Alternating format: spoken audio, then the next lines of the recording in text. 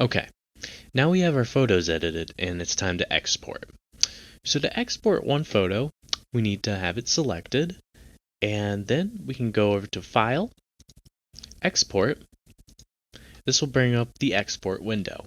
We want to get our photos back to the folder we made earlier. So to do this, if we look over to the left, we will see Lightroom presets and user presets.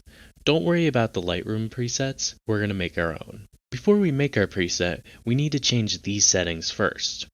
So the first option should be Export Location. I would change this to Choose Folder Later, as we're generally going to have to use a new folder every time we export. The rest should be fine, and we can skip file naming and video. Under File Settings, we can change our file format. If you're completely done with your photo, you can set it to JPEG.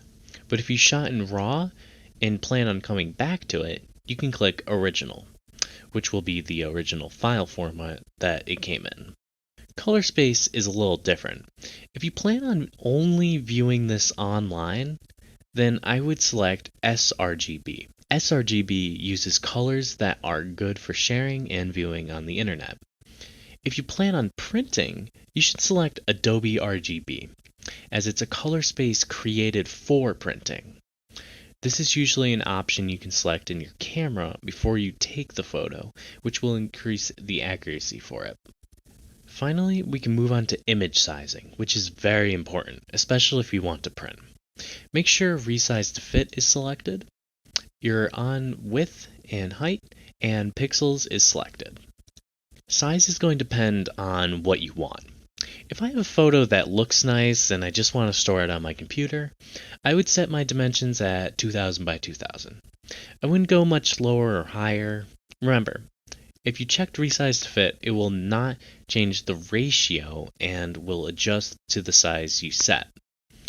I always set my resolution to 300 as it's a good foundation to work off of.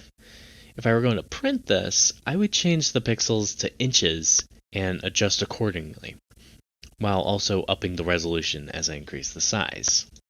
Once we're all set, we can press the Add button over to the left and name this preset. When you name your preset, you can hit Create, and then we can now use this preset over here and use it over and over on our photos. This will always be here under User Presets. Whenever we want to use it, we can just select it.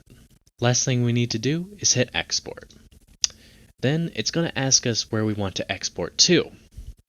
I'm going to navigate through and find the folder we made earlier under Photography 2019, and I'm going to put it under Pics.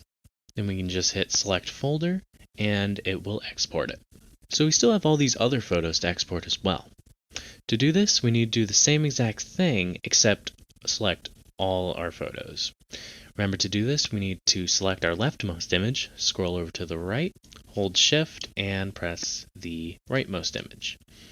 We already selected this image, so we're just going to deselect it by holding down Control and left click.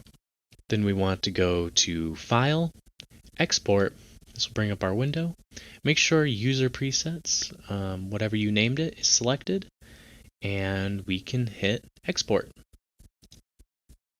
Since I edited all these photos, I'm going to drop it into our Pics folder. Just going to select that folder, and it will start to export up here in the top left. So if we look at our folder over here, all our edited photos are in there. Now, if you're completely done editing, you can go back and delete your RAW folder. RAW files take up a lot of space, so whenever I'm done editing, I just go ahead and delete it. Now, if you do this, you can't edit them anymore in Lightroom, so make sure you're done. You can still edit the JPEG files, however, you cannot edit the RAW files.